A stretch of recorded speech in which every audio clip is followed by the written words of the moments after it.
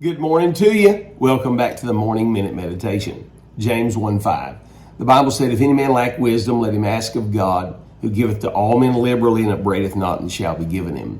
That's a great verse, and many of us take this verse every morning and simply say, "Lord, I'm bringing James 1:5 to you, and my expectation is that you will give us and grant us wisdom today." Nothing wrong with that, but the context where James 1 is found is not talking about generalized wisdom given to man daily. As a matter of fact, it has to do with the arena of temptation. Beginning in verse 1 of James 5, James said, "My brethren, count it all joy when you fall into divers temptations, knowing this, that the trying of your faith worketh patience." And then he went on to say this, "But let patience have her perfect work, that you may be perfect and entire, wanting nothing." And then it says, "If any man lack wisdom." All of us are tempted. As a matter of fact, James goes on in the chapter to say that every man is tempted when he is drawn away of his own lust and enticed. Then when lust hath conceived, it bringeth forth sin, and sin, when it is finished, bringeth forth death.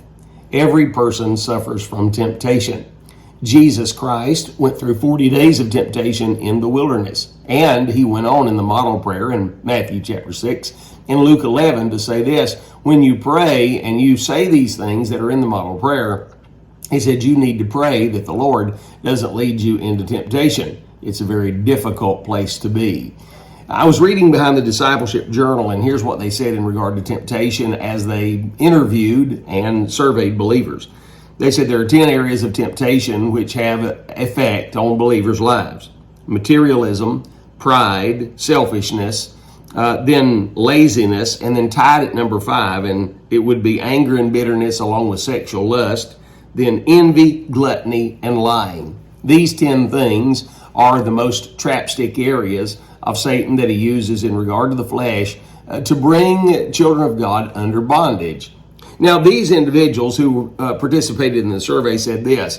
They said that 81% of the time, temptation had a negative effect in their life in a great way when they had neglected their time spent with the Lord in a devotional life. And then 57% said in the survey that temptation had an adverse effect in their life when they were worn out and physically tired. And so how did they combat it? According to the survey, resisting temptation was accomplished by 84% said an active, vibrant prayer life. And then they said by 76% said by avoiding the places where temptation would be, staying away from evil. Then 66% said not reading the Bible, but studying the Bible was effectual in helping them to ward off temptation. And finally, 52% of them said that being accountable to an accountability partner helped them to avoid temptation. It was the late, great writer and preacher F.B. Meyer who made this statement, and I read it to you. He said, when we see someone that sins, we need to say these two things.